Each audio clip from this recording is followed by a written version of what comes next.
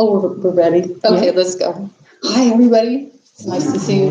Many thanks to you for coming and being here, and thank you, Sokuzan, for being here, and the Buddha, and the Dharma, and here we have our Sangha. So, as you may know, but I'm going to tell you anyway again, repetition. This is Sokuzan, and he's coming to us from Sokukoji, which is down in Battle Creek, and he has studied with some notable masters in a long line of lineage, and most of you may have heard of Chogyam Trungpa Rinpoche, who wrote Kind Through Spiritual Materialism. Perhaps you've heard of that book. And he came from Tibet during the time when the Chinese were routing all the Buddhists out of Tibet. So that was your first teacher, correct? And then as time went on, Sokuzan also studied with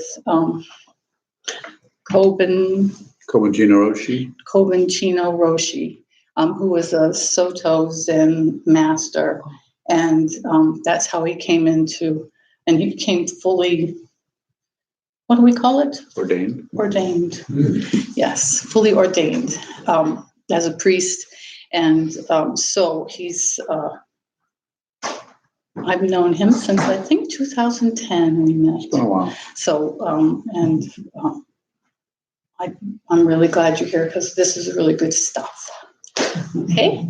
All right. So I invite us all to, and I'm doing mine off right now, we're going to invite the silence of cell phones. Yeah. And and then also after the talk, we'll have a potluck and everybody's welcome.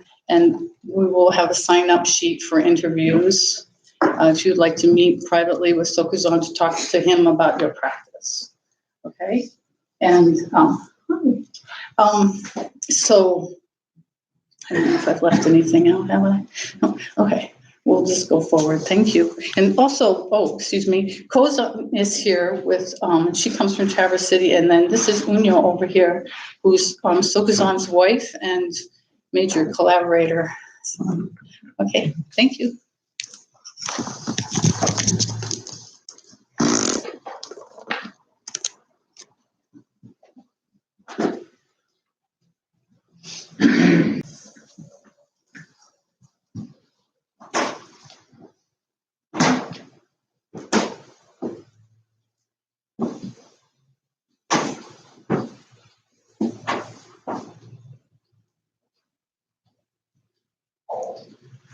Good morning. So thank you for all of you for inviting me to come. The title of the talk today is Meditation Plain and Simple. I think I stole that from somebody else somewhere. It's a pretty common title. So I very much like questions, so interaction is good. I'll start out by talking a little bit, and if a question comes up, even right away, if you have it, that might be a good way to help this whole situation develop. So, or not, I like to talk, so I can just chatter away. So meditation is a word that covers lots of different disciplines, traditions down through the centuries. Buddhism started 2,500 years ago, and the Buddha taught awareness practice. That's what he practiced himself. What he actually did, we don't have any idea, even though the sutras and so on, the teachings, even in ancient times, talk about it, but there weren't any written teachings until about 2,500 years, or about 100 years after he passed. So hard to say. Those are the agamas or agamas. And so, it's taken so many different directions. Usually when somebody is trained to meditate, then they combine that with their understanding. And then if they feel like they understand more than the people around them, then they'll start to teach. Can you all hear me in the back and so on? Good. So there's lots of approaches to this. Right and wrong is beside the point. Please don't do that to yourself or anyone else. It's not helpful. What is helpful? Awareness. That's what I teach. I teach awareness. I teach Buddhism. I'm a Buddhist monk. But I'm interested in teaching awareness, especially in this culture, because that's the thing that is usually pushed to the back. And what do? We come forward with all of our thoughts, ideas, opinions, right, wrong, yes, no. It's good, it's bad, and it's tiring. I know it's not only tiring for those receiving that kind of production, but it's tiring for those who are producing it, because intuitively, you can't quite say what you understand. But what do we do anyway? Because of the ego, because of the self-centeredness, we just keep talking anyway. And we think, well, maybe what we were intending will catch up with the whole thing. Probably not. Probably it'll just be layer after layer of concepts, ideas, structures. Those are valuable. I think that practicing meditation without some kind of a basic teaching causes an imbalance. So I think there needs to be some intellect, concept, description, explanation. But there also needs to be a time when the metaphor I like to use is you unplug your food processor mind, sit down whole still, let everything drop to the bottom, and watch what's left. That's the instruction. Good luck. So the idea is simplifying things. You could call it an elimination diet for ego. What you're doing is you're pulling away from your everyday washing dishes, going to the grocery store, hanging out with your friends, your neighbors, your relatives, and you're just pulling back. It's not. It's like a retreat, but it's an actual retreat might be different than that. And find a place to sit down, hold still. And I teach out of the traditional Japanese Soto Zen way of shikantaza, which means just precisely this. Sit down, hold still, sit in a very symmetrical posture, because body and mind are not separate. They certainly look like it. And we live like they're separate. We're always moving things apart, thinking about this while the body's doing something else. They call that multitasking. Actually, that's impossible to do. The mind thinks you're doing that and adds on and interprets and complements and comes to conclusions about it, but probably not. Something's being ignored in that situation.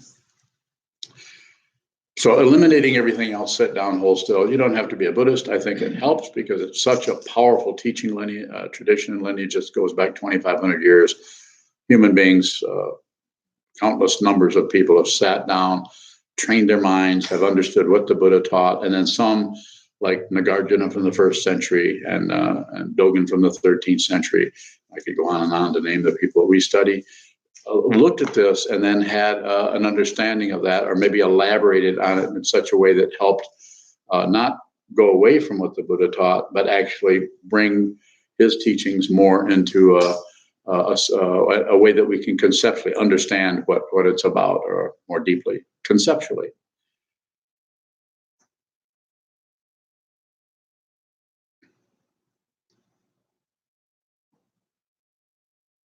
So this particular way, Shikaza, is extremely simple. And I've studied other forms. I had a Tibetan master, Trungpa Rinpoche. The Tibetan forms are just the opposite. They go there. It's called creation completion. So you just, for those of you who don't know what it is, I can say just briefly that you have a form where you have possibly, it's called deity yoga. You would have a Diya, Vajrasattva, Vajradhara, Chenrezig. There's dozens and probably hundreds of them, and they're all images that help you access your wisdom mind. So everybody is totally wise, complete. Everybody is not separate from the Buddha, the awakened one. You're already there. That's why it's so difficult, because it looks like to ego that you have to get somewhere, you have to make progress. misunderstanding. This is why it's necessary to have, in Buddhism, we have the three jewels, the Buddha, as the example of someone who is sane. How do you know they're sane? They didn't go to war with anything. No fighting, no more fighting with himself or with others. And also, this is the harder one to understand, no more going to peace either. Take no position. If you take the position of peace, you're actually creating war. And if you don't have questions about that, I'm happy to address them. I'm not saying I can answer it, but I will address it. And I will respond. Anytime you have one thing, you push on one thing, you're creating the other. So it has to come out of an awareness that I can only, the only word that shows up right now, there are others, was equanimity, a fundamental balance where there's no balancer. There's no one home. There's someone home, going to have problems. There's an identity that wants this and doesn't want that, that picks and chooses, going to have problems. Maybe not bad. If you're 8 years old, they aren't going to be too terrible, but they're going to be there. They're there as soon as you are born. And we bring this together from beginningless time up to the present moment through our lifetime. So the way we work with this situation is to, rather than go in and pick and choose, or rather than go in and try to heighten something, we actually work through our awareness practice, which I'll be talking about. But going back to the Tibetan style, it's you have a deity, you visualize the deity. You know, this is just a way, and the Tibetans will explain it differently. They might even come in here, well, they probably won't. But a Tibetan Lama, even one of my teachers might come in and say, oh, no, Sokuzan's got that all wrong. Let me explain it to you. And I would step aside, would let them explain it. There would be no disagreement. But since I'm here and you're there, you're giving me permission to talk. Having done this for a long time, I will do that. But it doesn't make what I'm saying right. I'm just sharing with you how this looks over here. So Tibetan style would be to have a teacher, and they would call it a guru. And that teacher would train you and give you empowerment. It's a very ritualized practice. The ritual is not that the ritual is so important. It's that without the ritual, it's too casual. It needs to be ritualized. Just like any religion has rituals, and they look at them different ways. So you would have the deity, which would be, let's just say it's a Vajrasattva. And so a Vajrasattva, you would visualize Vajrasattva. You might have a tanka or a painting or a rupa, or like an image like this is a rupa or form. Might have that to look at, and then you might close your eyes, or you might leave them open, and you might imagine that, and that could be on your head. It could be as your own form, or it could be in front of you, facing you. And then you would have a mantra, or like a white Tara would be Om Tari Tutari Turi Mami or Prijnana Pushtam Kriya Svaha, which is Sanskrit. And it's just saying, basically, casually, it's just saying, Tara, help me with this. I want wisdom. Please help me get wisdom. Help me have a long life. It's a very ordinary kind of thing you're saying in a strong structural, and then you do hundreds of thousands of them. So repetition, repetition, repetition. But each session would be a period where you manifested the deity. You might have your eyes closed, saw the deity, saw all of his, her, or their accoutrements, bells and dorjes and so on. You would imagine that. You might imagine several of them in all of your 7 chakras. I mean, it can get very elaborated, very time consuming, and quite tiring if you do a lot of it. So I've done a fair amount of it. So I talk out of what I have done, not out of what I read. So I have read, but it's out of the experience. This is also true with shikantaza, or the sitting practice of meditation as is taught in this tradition. So then the way they get to the formless meditation, which is like shikantaza, sitting down and just watching what moves, they get to it by first developing this deity, talking to the deity, in other words, engaging the ego mind in a very highly ritualized practice where you're slowly working with the identity. The identity of ego is so intense, it's not even grasped. You just believe it. It's like the sun coming up. It's just real. It's just you. It's just me. I'm going to the store. I'm the one who was offended by what someone said. I'm the one who feels good by a word I got. Me. Me isn't up here. Me isn't down here. Me is here. But we think about me up here and we feel down here. So this is the place, and it's not the blood pumping mechanism. It's this seems to be the place that where your consciousness resides, not in the head. That thinks. So you would develop the deity, and then you would, depending on the way this was taught by whomever, then you would dissolve the deity back into yourself, and then you would sit in this and observe the space that was left when the deity disappeared. So it's a very strong metaphor for here I am, and this is what I do, and now it's dissolved. What's left? And what is left is formless reality. Kind of a highfalutin way of talking about it, but it's something that people do, and it is not, I don't teach it. I don't necessarily recommend it, but if somebody comes this way and has a strong interest in it, then I go with them. So I teach mutually. I don't teach. This culture we don't have the cultural platform and the structure where the whole society is practicing the same thing. It's very, we have a city of, how many people live here? Huh? 30,000 maybe? Yeah, 30,000. so we've only got 10%. I'm not good with numbers, so everything looks good to me. So that's just you can ask questions about that, which I can respond to, but I would rather say that, and this is just a way of talking about it. As I said, there's scholars out there who might not agree with what I'm saying. But the way I understand it is your life is the creation part. And then when you're cooking, you're talking to your neighbors, you're going to work, you're coming home, you're getting your tires fixed in your car or something. And then at some point during that time, you sit down and you unplug that situation and you watch the formless nature of the mind. It takes a while to do that because quite often when we first start, sit down, hold still, sit in a symmetrical posture and watch, it's pretty busy. And so it seems to be necessary to have, as I said earlier, the three jewels, the Buddha, someone who is sane, the Dharma, the truth that the Buddha taught. Everything is dependently arisen. There's not a single separate thing anywhere. It's also not together. That's going too far. It's not separate. So it's a via negativa. You talk about it in the negative so that the understanding has room to drop down into it. Because if you talk about it in the positive, we're all one, then you abandon the truth of that situation by grasping at the positive image or the positive structure of that or concept.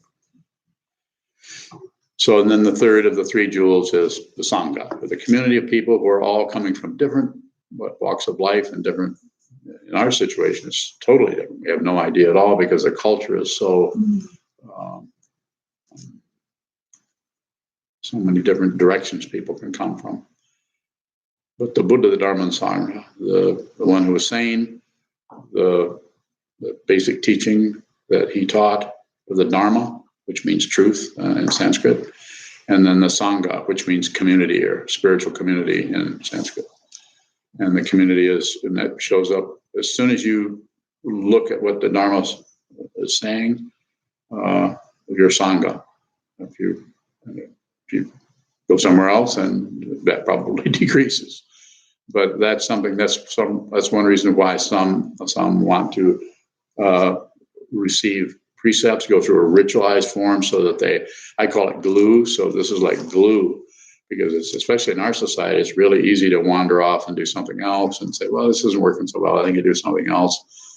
Maybe I'll try something else. Maybe I'll go back into Catholicism, and maybe I'll be a Wiccan. Maybe if I can just find a shaman somewhere, maybe I can do ayahuasca, and then I'll have a really great experience with ayahuasca. And you probably will have a really great experience, but it won't last. Experience does not last. Meditation is not about experience. It's full of experience, but fundamentally it's not about experience. It is about what? It's about the truth. And not the truth that you believe, but the truth that you're not separate from. And if you're not separate from the truth, you won't know much. So the technique would be very simply, as I teach it, and as I said before, the caveat would be this doesn't mean that I'm right and everybody else is wrong. You should trust yourself. The talk I gave last night, I said a couple of times, don't believe a word I say. I'm not here to insult your intelligence or to disagree with you or argue it. Arguing is not, communication is good, but disagreeing, there are schools of thought where there's a lot of logic going on, roughing each other up with our concepts. Not interested. So I say over and over again to my students and to those who want to hear what I have to say, I say, train your mind to see what is true. Don't have to become a Buddhist. It may help, it may not. I have students I've had students for years and years, 10, 20 years, 10 years anyway, that never will formally become Buddhists. They're not interested. And we never discuss it. I just say, how are you doing? And they tell me how they're doing. And I might say, how much are you sitting? How much meditation? That gives me an idea of how much because I really support that a lot. And so I like to say, I try to meet people where they're at, not talk to people in such a way that try to get them to do something else. So I work with the energy that shows up in front of me. And that's happening now. So we could do a really short, brief meditation based on how I teach this. And then I'll stop and then we'll ask questions about anything else, unless there's a question you have right now that you think will vanish. I know I have. Everything vanishes. Okay, so we'll start. We have quite a bit of time, so we should have time for the whole thing. So, holding the body very still, sitting with your back straight. If you need to lean back, that's fine. If you can sit up just a little bit and support your body on your spinal column. And then you can sit the way I recommend, and this is this is called Cosmic Mudra, left over right, with the thumb slightly touching, making it oval. And then you can hold that in your what's called a hara or hara, or you can actually lay it in your lap. Sometimes this is bothersome to people, back of people's neck. Sometimes somebody's physiology is different. You can also just sit like this. This is called a resting the mind mudra. I think this is a little better if you can do it because it's something we don't do casually. This is something we do casually. And since body and mind are not separate, body follows mind, mind follows body, can't find the mind. So we find the body and we hold it at a very symmetrical situation and then observe. And by observing, but not interfering, in other words, we're not trying to accomplish some kind of special mental state that is different than the one we just sat down with. Don't interfere, don't meddle with your thought patterns. The idea here is to be aware of the thought patterns and not add to them. I don't like that feeling, or I'm feeling really good, or any commentary at all insofar as you can. Of course, what happens is we see how much we comment on everything. So, but that's also awareness. If you lose track of anything at all, just remember that word, awareness. Am I aware of it? Even if you're really confused, even if you're falling asleep, are you aware? Am I aware? Am I aware? So that's an awareness practice rather than an accomplishment practice. If you think you're getting somewhere, probably not. So, and eyes are open. You can be in your situation at someone's back or the back of the pews, and just gaze at that situation and just receive. Turn all the senses on receive. I say often that one of the simplest, most direct forms of generosity is a kind of giving, and it is said this way: give everything your attention. Give everything, every movement in your mind, your body, your all the sense fields are on receive. So anything that's coming in, sight, smell, taste, touch, body, anything that's happening, just receive that, and no comment, no elaboration, no discussion at all. This is called awareness practice. So just receive. Whatever is occurring is exactly what you need to see and what you need to receive. Okay, we'll start and then go for a little while, and then we'll come back to discussion and questions.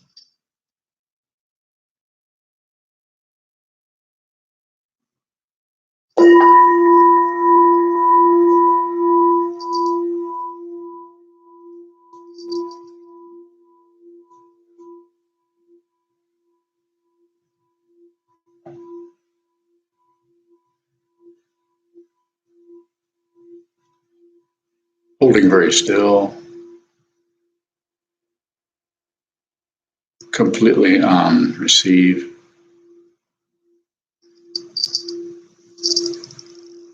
Just observe what is coming, what's going, with no comment. And if you spontaneously have comments, just observe the comment without adding a comment to the comment. Very simple, nothing else. Just observe, rather like watching clouds in the sky. Interesting, but none of your business.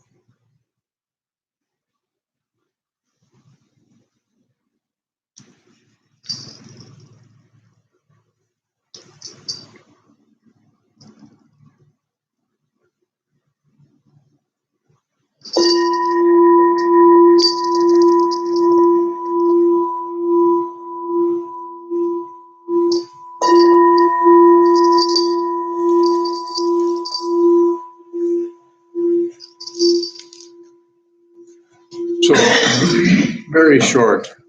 And we sometimes sit at the monastery for hours at a time, and it's scheduled. So, time is important, the length of time is important, but also very short meditation is also valuable. So, the idea there is an image I use over and over because I think it's helpful. It's again, it's a metaphor, so it misses the point in some ways, but it's very much like most of the world is. If you used that the thought process like chopping vegetables, I like this, I don't like that, I like this. This is chopping vegetables. Most of the world is chopping vegetables or chopping whatever they're chopping without ever sharpening the blade. They don't know how. They're never taught that. It was never introduced to them. They always assume that the activity of thinking is the important thing. You can think your way out of everything. You ever tried to figure anything out? Have you ever said to yourself, I've got to figure this out? And how did it go? Painful. It's like circular. Got it. And then you'd ask someone else, and then we include somebody else's neurosis. I say that descriptively, not judging anyone.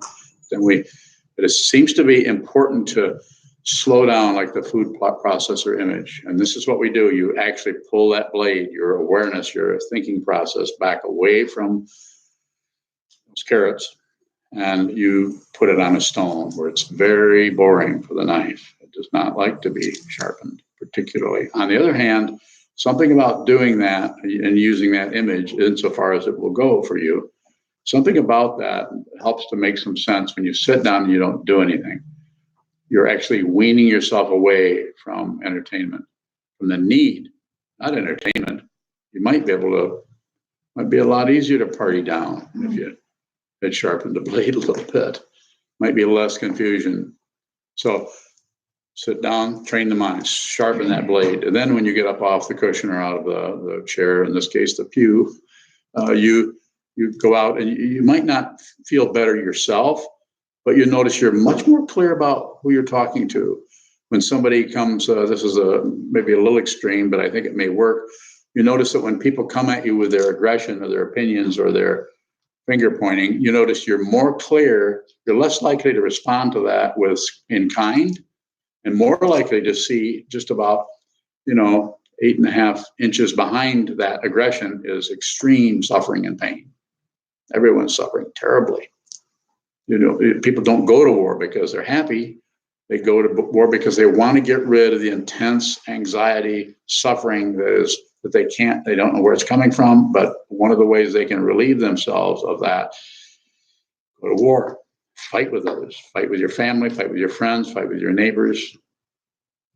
Painful.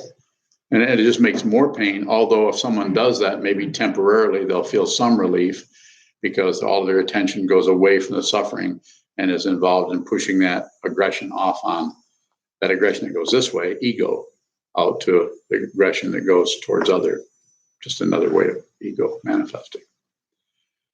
So the other thing that can be difficult is if you take up this kind of a practice is the ego, the self-centered mind, wants results. Is this working? So the word I've been using lately, because it's mainly because I just finally understood what it meant. And I can sometimes use words if I know what they mean. Epidemiology. Isn't that something like science that's not been proven?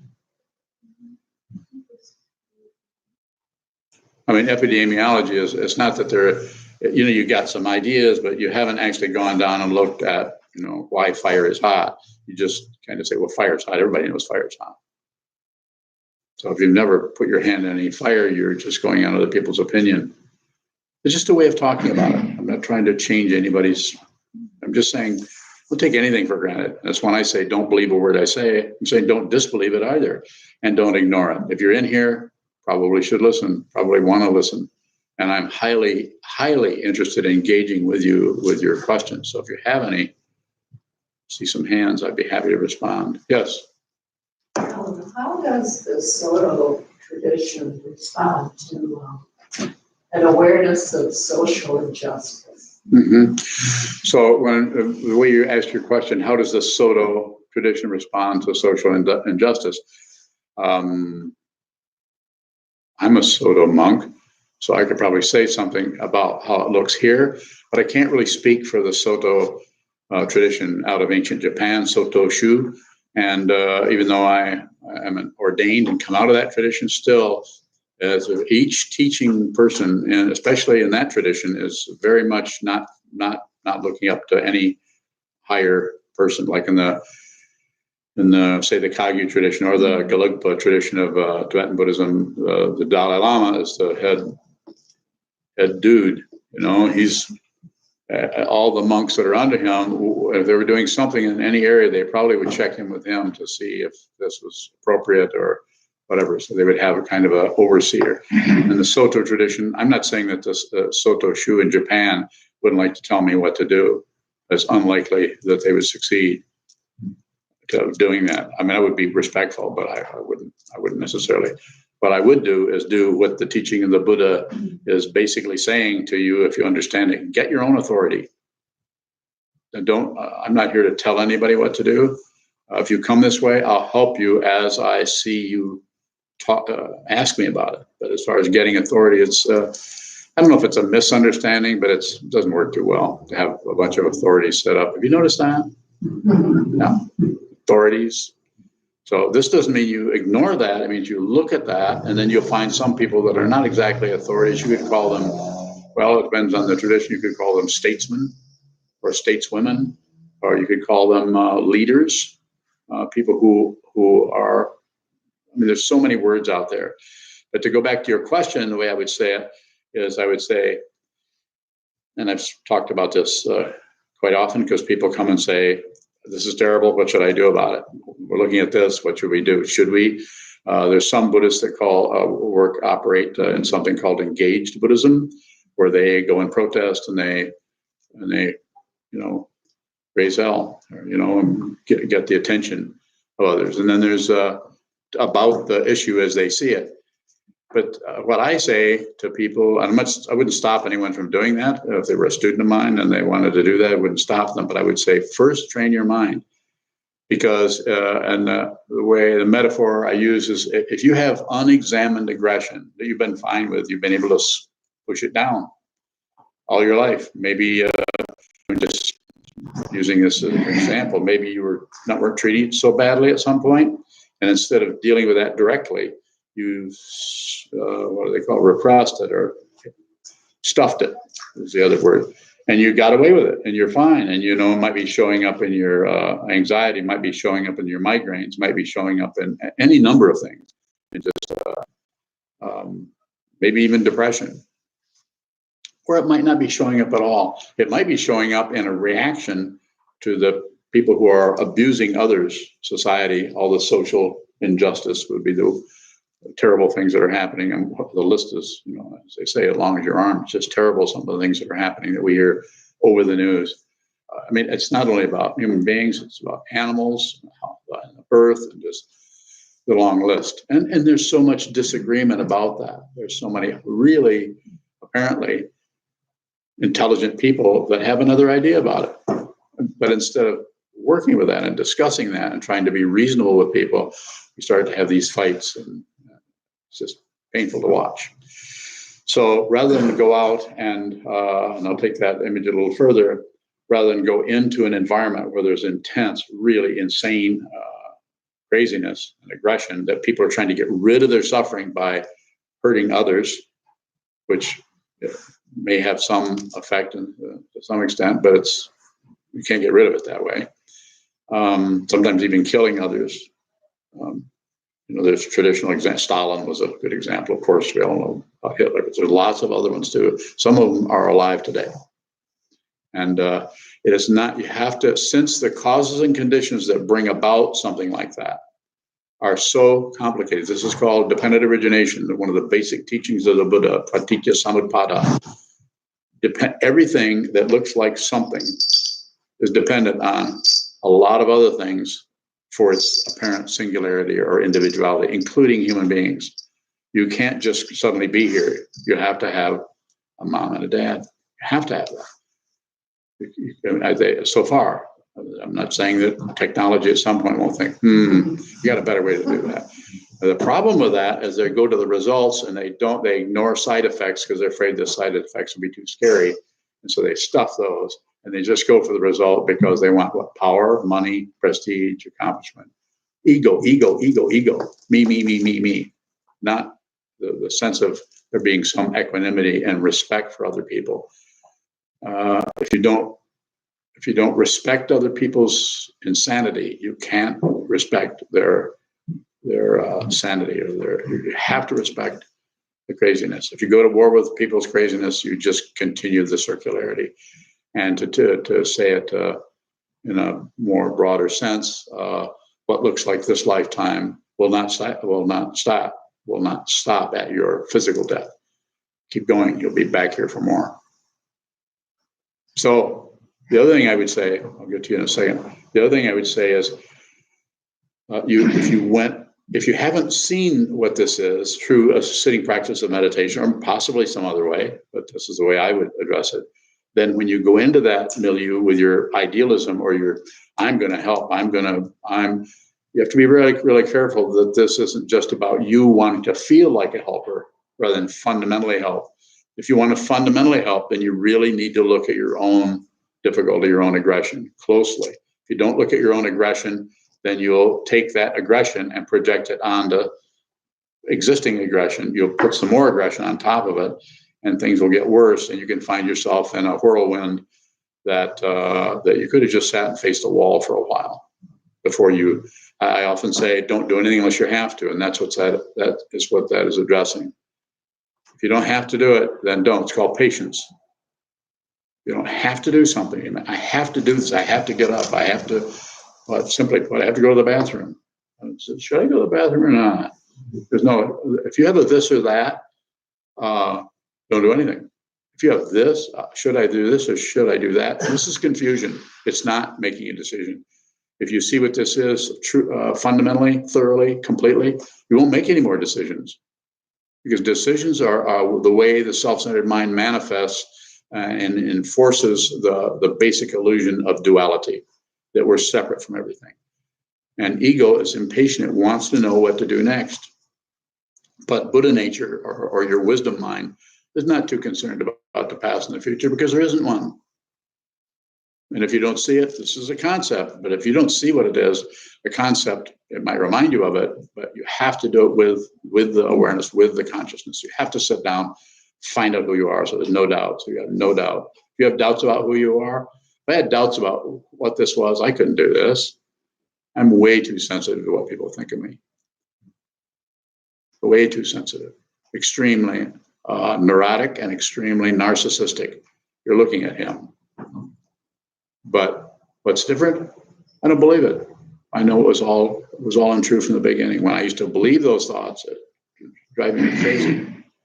But now I'm just crazy, already crazy. And I never know what I'm going to do next. If I need a plan, ask those guys. Plan something. You plan a few things too. So, and I don't mean this to be dismissive or sarcastic. I'm just saying you could actually live as a traditional way in the moment if you don't keep imputing the past and bringing up the past and projecting or imagining or scaring yourself with the future. Don't misunderstand. I say don't take your eyes off from whatever they're calling it today, climate change. Don't take your eyes off from it. But also don't cover up what's happening with your opinions about it. It's very interesting. It's a very subtle way of covering up the actual movement of things by coming to conclusions. You don't need conclusions. You don't need to conclude anything. Anything that needs concluding will just conclude. So there's some kind of a desire to manipulate or protect oneself from what's happening. Further question about that at all? That's a good question. Thank you. Yes. Could you please provide some guidance regarding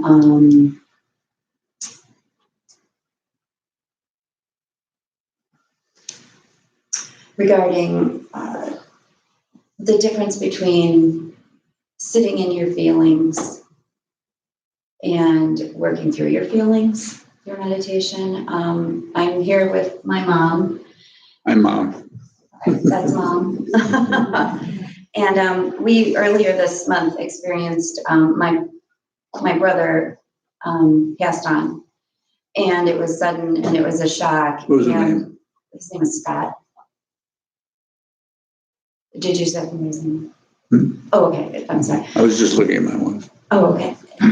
His name was Scott. I heard you. Okay. Yeah. I struggle with it, and I'm also in recovery. I struggle with that idea of not wallowing in the feelings that I'm having and wanting to move beyond those, but also trying to listen to how I'm feeling and kind of honoring that, and then trying to be available for the people around me as well. Okay. So what was the question again? You know, is the difference between sort of that dichotomy between sitting in your feelings and working through them. You meditate. Yes. You meditate. Yes. Describe your meditation, please. I meditate in a group of people in recovery once a week. We do about just a 20-minute meditation. 12-step? It's a 12-step Okay, group, yes. go ahead. We do about a 20-minute meditation, and then the discussion afterwards revolves around the 11th step of Alcoholics Anonymous. Familiar. And other than that, I do it on my own, which is basically about once or twice a week. I'll do a short 15 to 20-minute guided meditation, and then I will do sort of what we were doing earlier, sitting still outside and. Yeah, but I don't meditate that much. Okay, So. meditate more. Okay. On your own especially. The group is good, but eyes open or closed? Usually closed. Open them. Okay. And here's a very simple way of talking about this. When we close our eyes, this is what we do when we sleep. Even though it might feel better to do that, we're not talking about feeling better. We're talking about feeling better. Feeling better, don't meditate. Go get some ice cream. Really, kind of silly, but I mean, go do something enjoyable. But then if you want to work with the very thing you're talking about, find a space, sit down, and it's sometimes it's called voluntary suffering or voluntary dissatisfaction. Sit down, hold still, sit symmetrical, and just watch what happens, because this way it takes some time, you're returning, your consciousness is dropping down below the radar of ego. Ego is looking for results.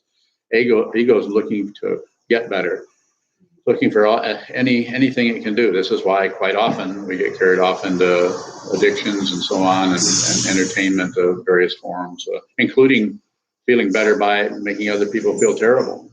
Sometimes it gets into that extreme warfare of various kinds. So find some time, sit down, whatever you can do, 15, 20 minutes or more if you can, hold still, and just watch what happens. Keep those eyes open.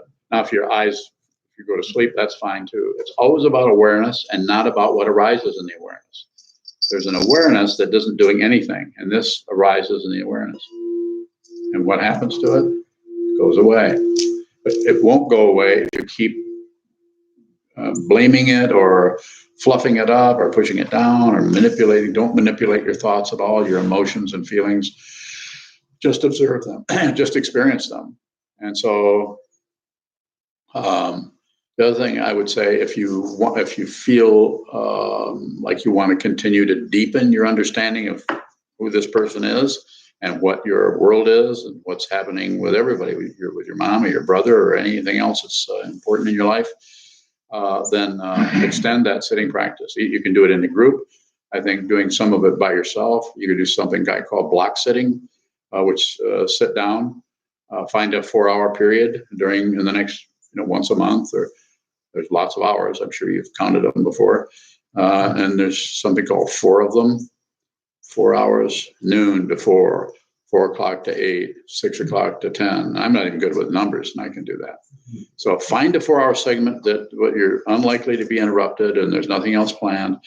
Sit down, hold still. You have a bell of some kind, okay? Strike the bell once, twice, or whatever you want to do. Strike it, hold still, and stay there for 4 hours.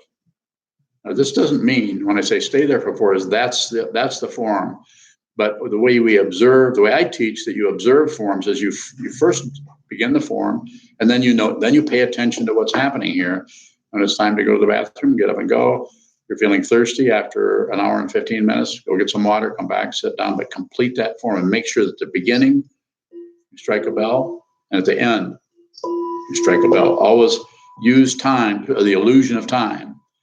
Use time to create a form, and then use your body to create the form in space. So you have the illusion of time. We find that area, and then we respect that by starting it and ending it.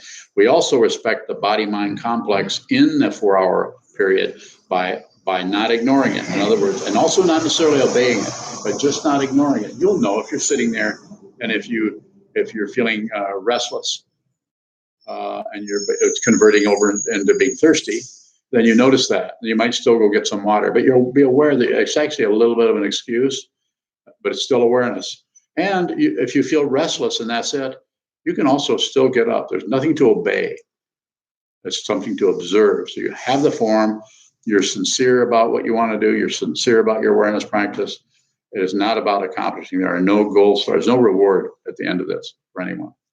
So strike the bell, 4 hours later, strike the bell again. And even if the last 2 hours you don't even sit, you go sit on the front porch and watch the neighbors, the kids and bikes going by or something, do something else. Just come back at the end of that 4 hours, sit down for what? 10 seconds, strike the bell, you've ended your period. And then you'll notice that every time you do that, something different happens. At some point, you'll actually sit there the whole 4 hours. Might not be right away. Might have to do a lot of it. So it's an awareness practice, not an accomplishment practice. What you're looking for, you already are. You just cover it up. You're already not separate from the Buddha. Not separate from anything, actually, but that's a way of saying it. Not the historical Buddha, the Buddha nature, awakened truth. You're already that. But we cover it up out of what? Hope and fear. We hope for this and we fear of that. What is your name? Kathy. Kathy, good luck. Thank you. Further questions? Yes, sir. Early in your talk, you just want to kind of understand this. You touched your head, and then you touched your hara area, and then you touched the heart area, and you essentially said that the ego resides here. So the ego, the structure of me, which is what I'm calling, is here. You don't say, well, as for me, except unless you're in Japan, they go, well, I think they do this. Japanese are eccentric. So, but we don't, the kind of feeling of somebody, of ourselves, is here. It's just that it's not a solid being, it's not solid. So in order to substantiate, to reify that, to support it, we go into the paranoia that's up here, the thinking process. We join it with a thought process and make that seem real. I'm the one who's afraid. I'm the one who's hungry. I'm me. And then if there's fear comes along, that seems to be down here, some kind of a thing. We tend to trust that area. I'm not sure why, but well, what does your gut tell you? Well, it's just a figure of speech. So it's not about ignoring this or ignoring this, but it's about including this. At some point, this is, it's just it's not something that's actually there, but at this, spatially, that would be an area to look. Now, it's obviously, it's about love, but it's not about love in the conventional sense of some kind of otherness. It's love that doesn't have a duality thing to it. More? Would you say a little more about that, love? Yeah, but you'd have to ask the question because I need help. My question is, what do you mean by love in this case, and how does it relate to? Not separate. It's a love, actual deep love is not an emotion. It's just those things tag along with it. Looking for some kind of results or some kind of acceptance or some kind of return for wanting love, wanting to give love because we want to be someone who's lovable. So not a feeling, but an orientation of something like a little bit, yeah, a little bit of an orientation. Yeah, you're a scientist, right? I used to be an English teacher. Same thing. You have to be parts of speech. You have to be scientific. What's a participle? Ask her. She's my wife, and she was also an English teacher. She knows all I learned. So at least somebody knows it. Thank you. Thank you. Further questions? Yes, sir. So we talk about one thing as such as something else. There can only be something because of something else. Say in your knowledge, what's the duality of dissolving the ego? You don't have to dissolve something that's not real. Right, that's the biggest ego trip, is that there is no ego. But Yeah, there's still is. So I'm not thinking. what's your question? What's the duality? Is it the consciousness? It's just that you believe that you are somebody. You believe, as far as I can tell, that I'm over here and you're over there. It's that simple. Right. That's the reality of it. So, but disbelieving of it, trying to get to some non-duality thing is also a belief. Belief, disbelief are just two words for the same thing. All duality, up and down, back and forth, life and death, especially life and death, that's a big one. We think that death is different. It's the opposite of life. No, it is the same thing. It's just it shows up differently. Just like male and female are opposites, but it's two names for the same thing. They show up differently. Our whole society is going through all kinds of crazy stuff in that area, as you know. Not particularly pleasant, but it's happening. Further questions about that? I guess I'm just thinking, are you saying me to think about thought and giving and love and stuff? Do you want those opinions to not be there? You want those for others? And it seems just you can have opinion. You can have. Here's the. If I'm following what you're saying, there's some kind of a understanding that if you didn't have an ego, that you wouldn't have anger or something like that, because you wouldn't have an ego. You may have more anger, but it won't. These are not separate, so that anger won't belong to anybody. You can get, huh? Makes sense. I like that. It made sense. Thanks for the question. Yes. This is pretty basic, but and yet it's not. Why are we here?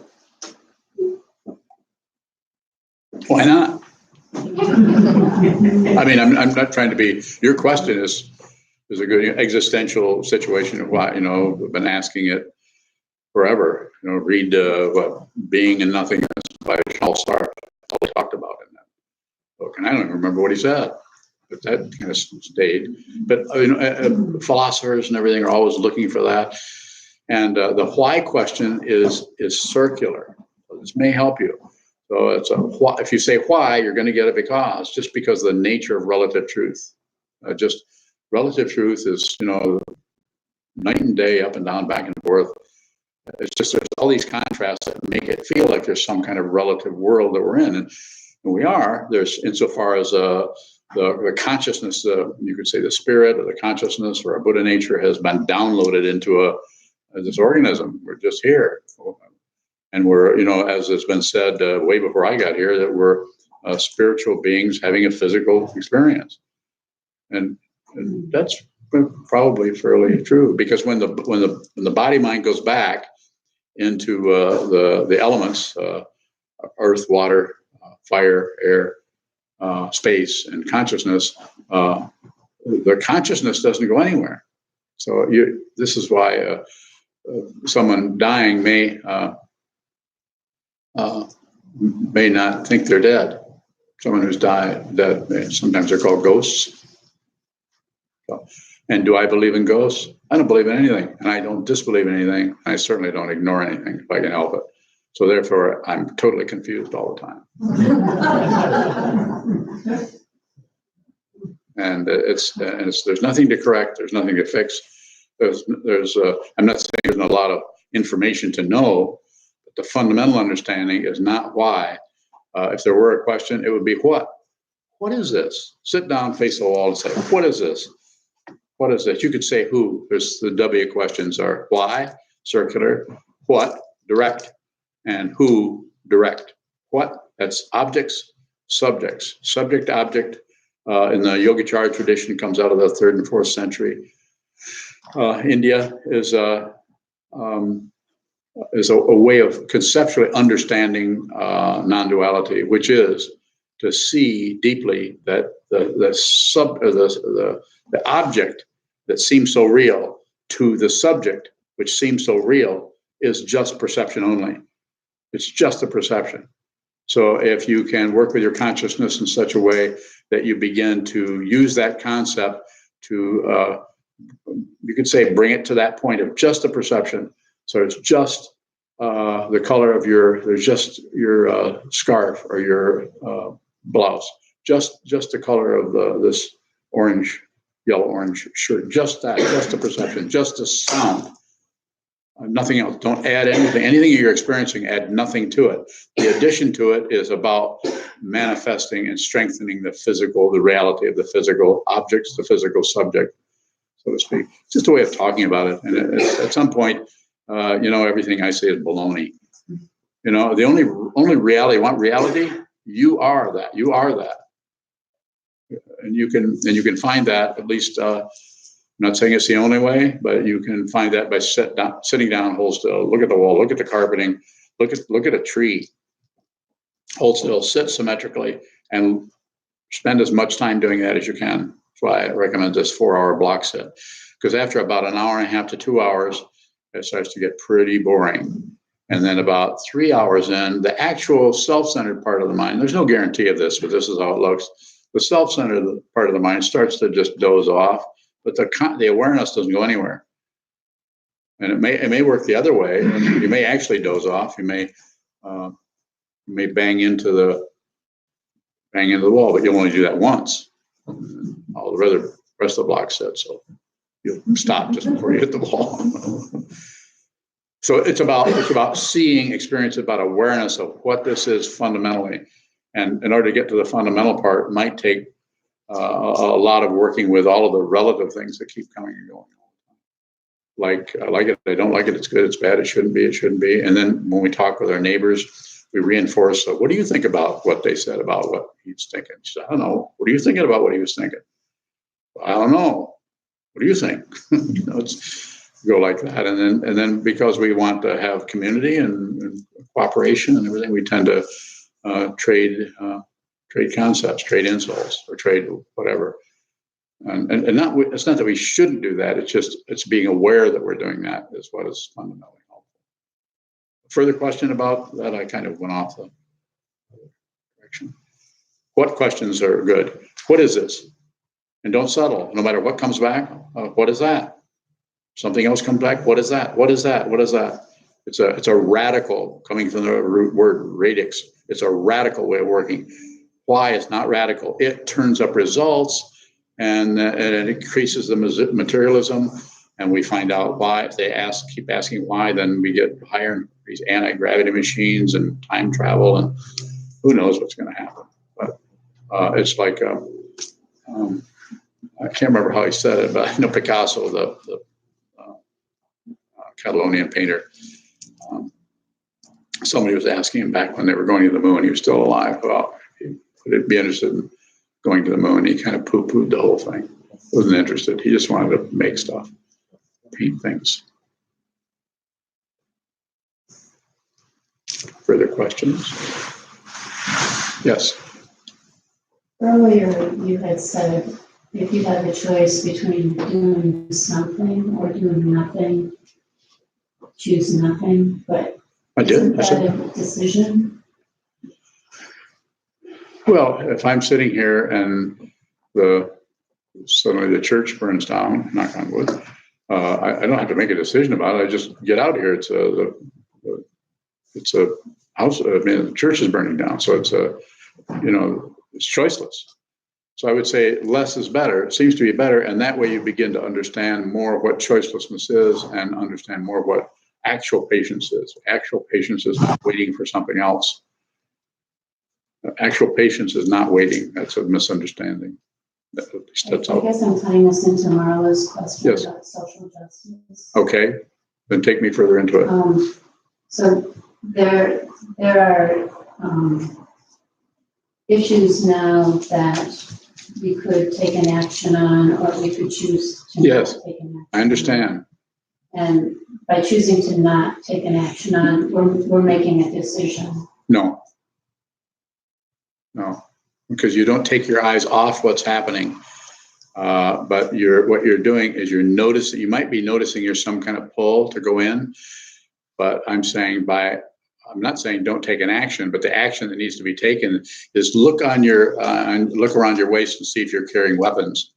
I don't mean objects. I'm talking about opinions, ideas, judgments that are unseen. There's some really wonderful people who are very kind and have incredible motivation, put tons of energy. And if you look around or if you watch the news at all, you already know who I'm talking about.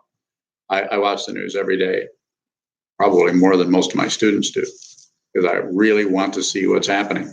On the other hand, to jump into action without being really clear, be very, very clear about that. So it's not like not doing that, other than you could say, well, yeah, I'm not ready to jump off that bridge. I'm not ready to go into that situation.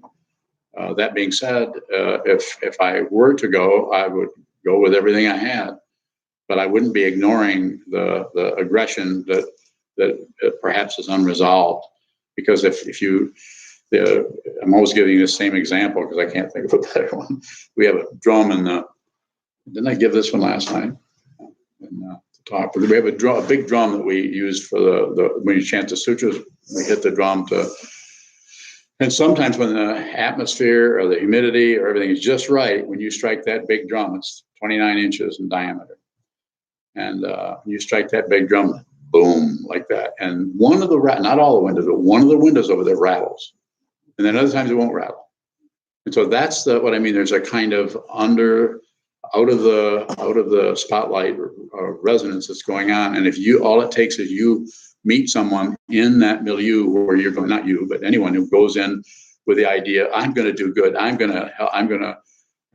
Don't misunderstand. I really appreciate all the people who give up their personal lives to go in and protest and march and try to call some kind of attention to what's going on. I'm highly in favor of doing that. I would just say, you might want to see what else you're taking in that has not been looked at. People without mind training can be highly idealistic. They can have stuffed any aggression that was perhaps inflicted on them at some time. Are you following me? Okay.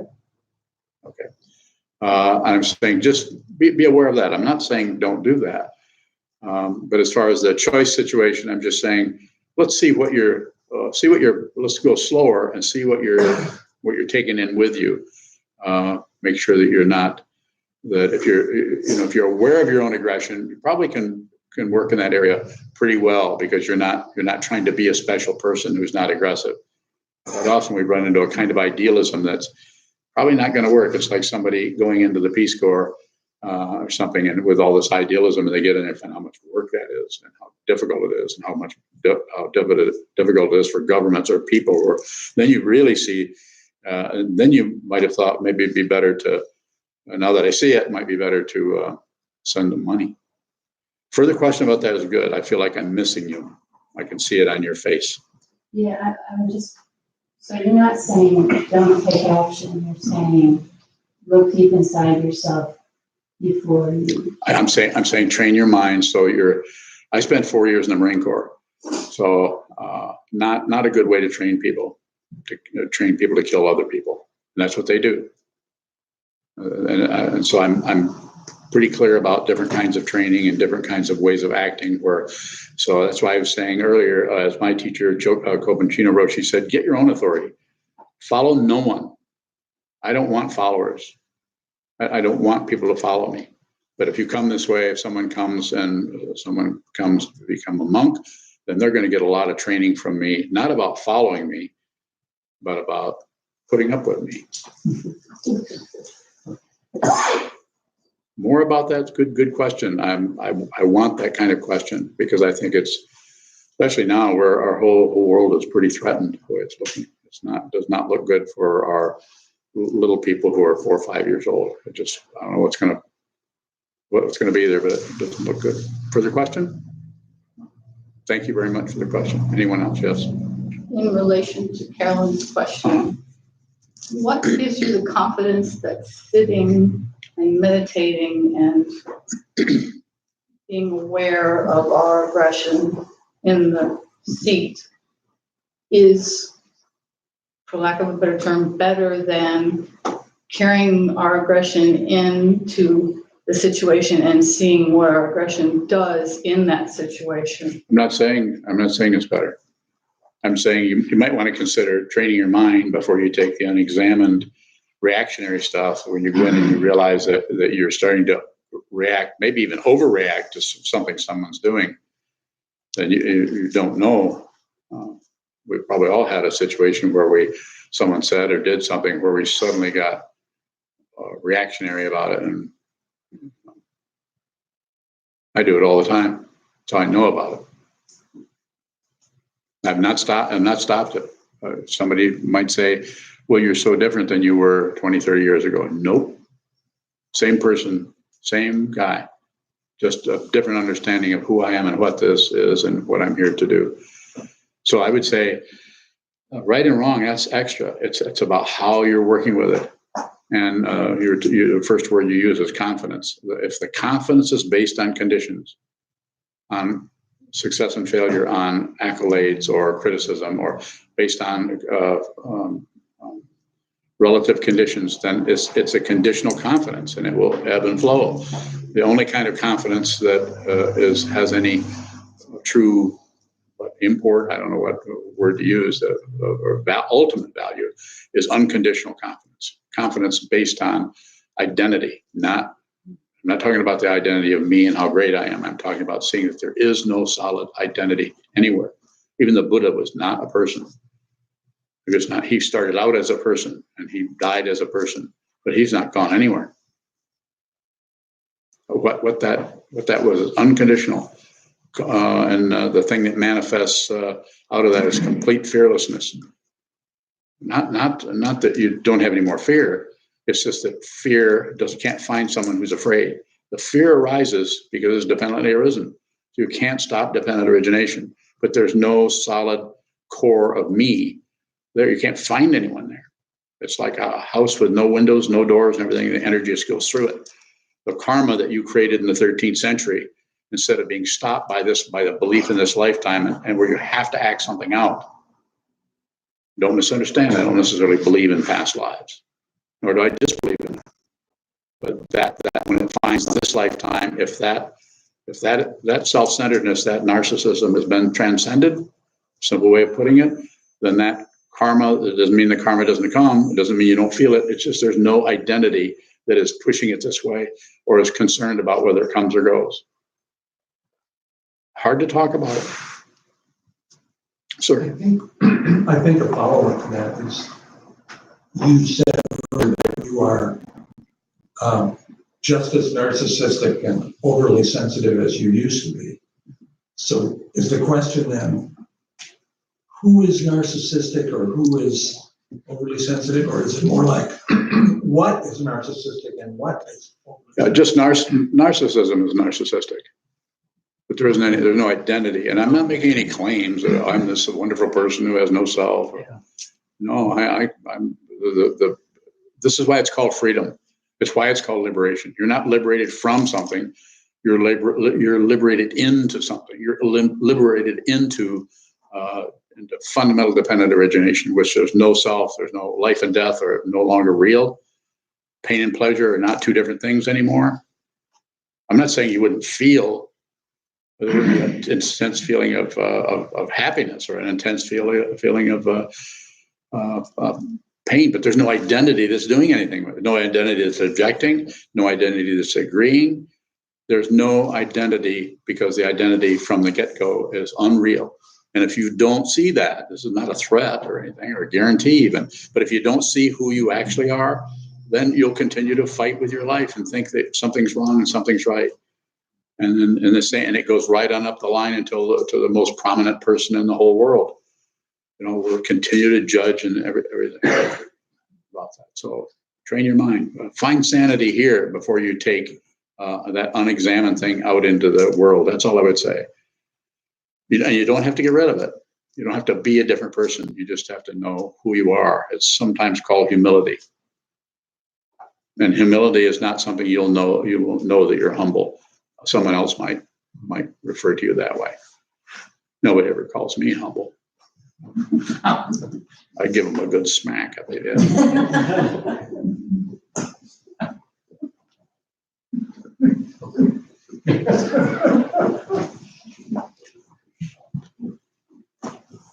One of my favorite monks, other than my wife monk. Further questions? Did you have one here?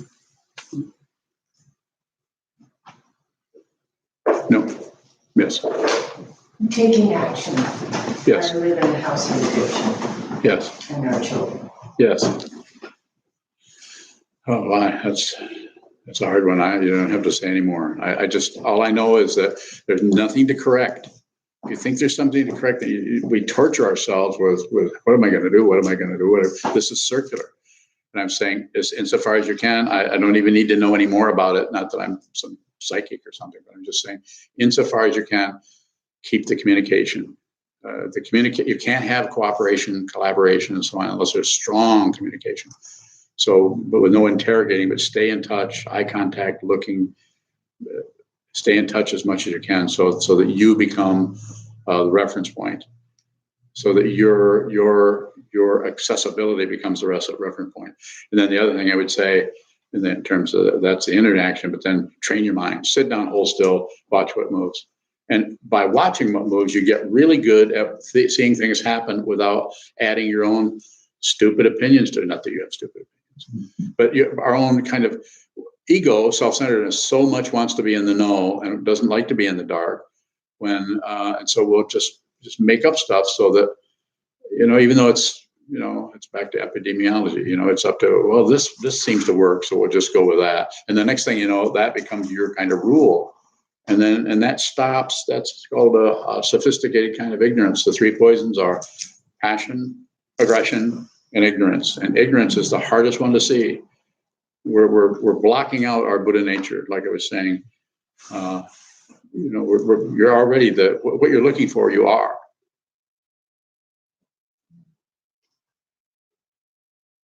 That's why you can't attain enlightenment. You can just stop getting in the way of it.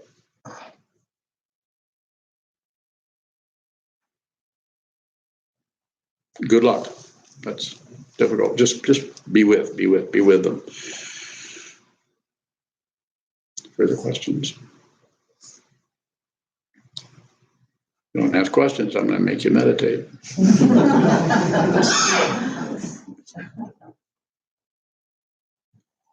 And I'd also like to say, don't misunderstand what I'm saying. If you feel like you should go and march, or there's all kinds of things that join. I'm a member of lots of different organizations, so I'm not saying, don't misunderstand.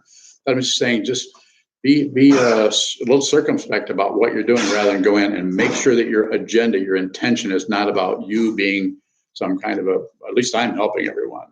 Other people are ignoring. Don't go into any evaluation. Respect people's confusion, especially since probably their confusion is partly your projection. A very subtle area. And so this is where we get into the area. There really is no right and wrong, because of dependent origination. Everything is creating everything else all the time. And since there is no solid being, taking a position reinforces the separation. It actually adds to the warfare that has plagued the world since it got here. It adds to it. Little tiny mini skirmishes in your own mind. And when the right combination just get blown right up and out without your permission. It's painful and it's difficult. So train your mind, and then do whatever you want. Start another organization to address this problem or that problem. There's all kinds of problems. I mean, from how animals are treated to how the planet's treated, as to how beings at the border are treated, to politically. I don't need to elaborate. It's just painful to watch. All of the different things that are happening.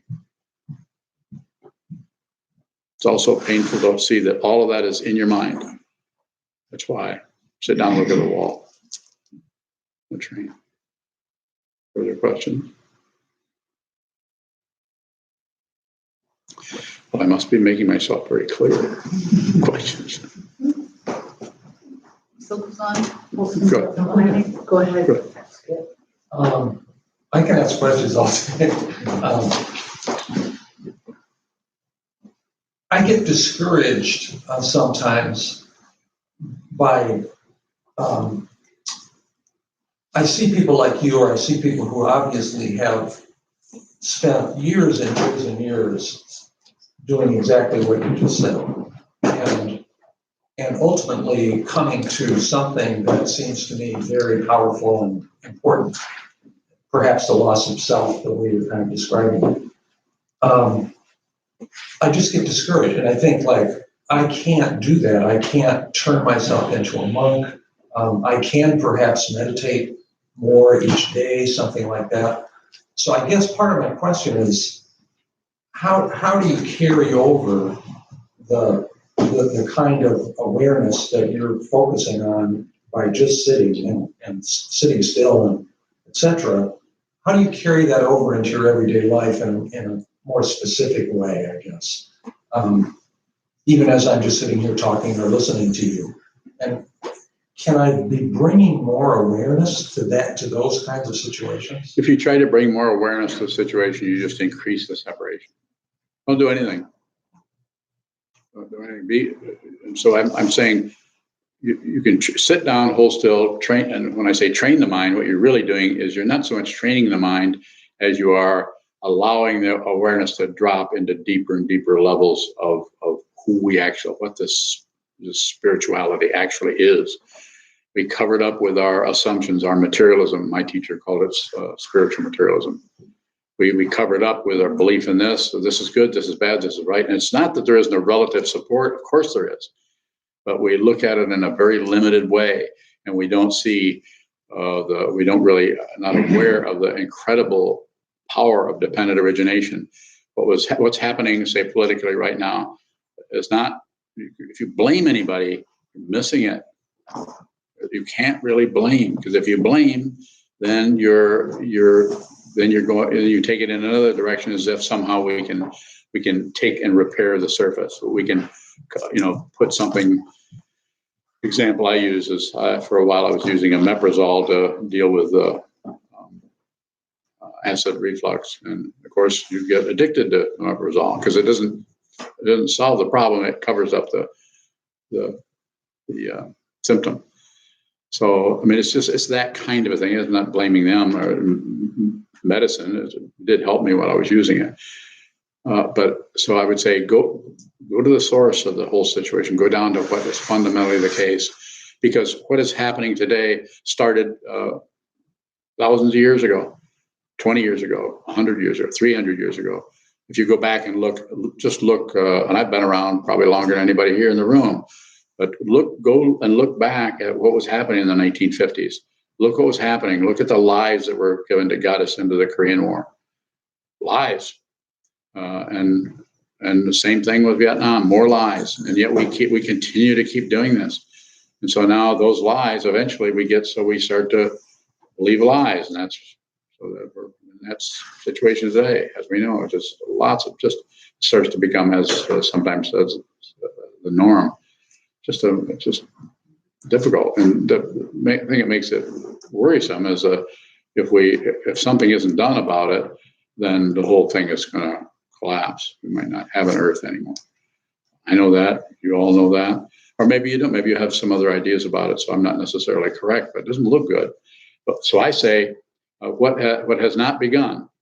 What has not begun. Simple way of putting it, but something you could contemplate. What has not started can't stop. So what is unborn can't cease. So who you actually are, your body is born and will die. It's been going on for a long time. But who you actually are, you're a spiritual being, and you can't pass away. This doesn't mean have some kind of Pollyanna idea about it. If I seem that way, then you're probably not asking the right questions. Because I'm not saying ignore anything. I'm saying be with all of that. Be with your mind. You can't be with your own mind.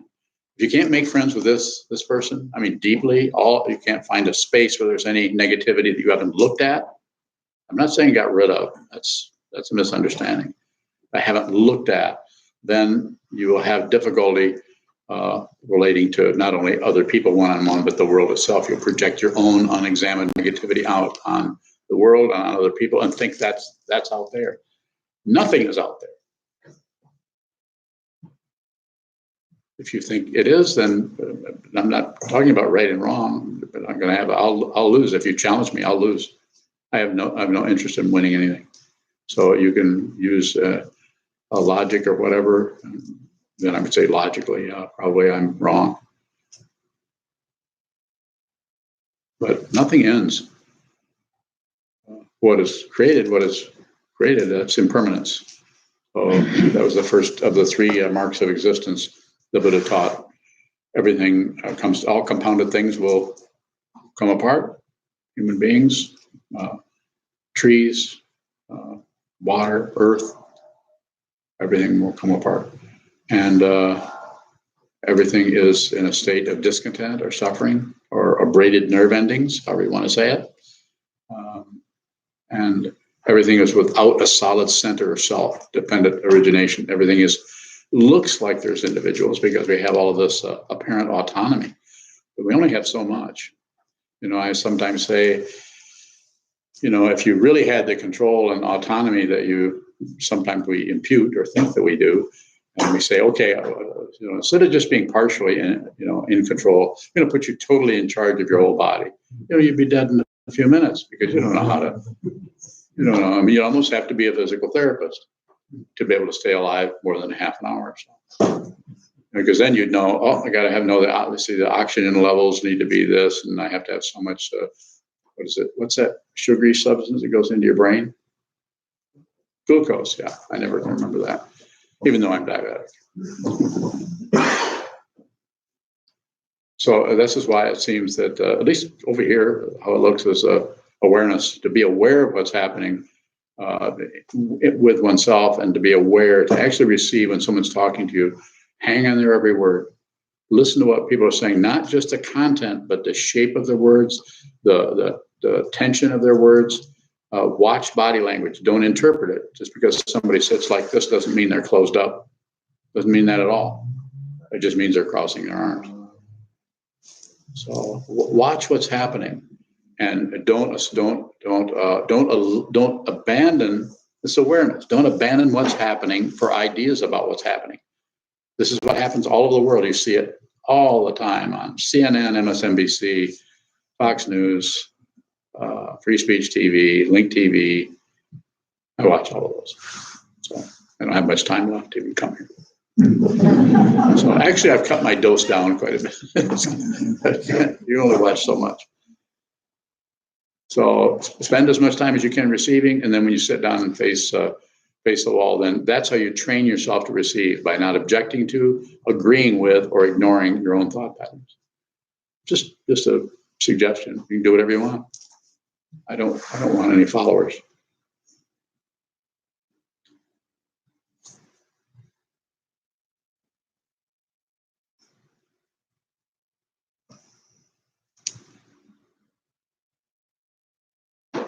I can't remember how long we've been here. Is that good? Oh, that sounds good. Okay, one final question if you have it. Anybody hasn't, especially anybody that hasn't asked a question that wants to give me a hard time. Anything? Yes. So are you saying that there's nothing in our world to be fixed? We can't fix it anyway? Well, I don't know if I'd go that far, but since you asked the question that way, it says, yeah, there's not, let's put it this way, there's really nothing broken. I'm not saying there isn't suffering, intense. The Buddha said the first words out of his mouth was, life is suffering. And he didn't say part-time. He didn't say sometimes life is suffering. He says life is suffering. That you need to contemplate that rather than try to figure it out. Just contemplate the difficulty there. And so, yes, from the Dzogchen teachings, Longchenpa, great Tibetan master of Dzogchen. Dzogchen basically talks about the great perfection. There's nothing to correct, but you have to see that. It's not something you agree with or think about or something. You have to actually see that everything is completely perfect. It's our kind of, everything is perfect. If you understand it, then if you really understand it, then you can possibly teach it. But if you don't understand, then you would teach it out of the concepts that are there, and there are a lot of them, and then you would be more scholarly. You could teach the concepts; they're powerful because these are people who really have a deep understanding of the conceptual display that represents the ultimate understanding, which is absolute truth. Difficult, or you could just see it. And how do you see it? Sit down, face the wall, and see it, and don't settle for anything. Don't settle for a belief. Beliefs are. This is what a belief looks like. And the other one is like an opinion. And then what's the other one? An assumption, and a guesswork, and don't do any of it. It's better, you could say, to just not have a clue. Nothing to fix. And if you feel otherwise, I trust you totally. Do whatever you need to do. Don't believe a word I say. Lunchtime. All right, thank you so much.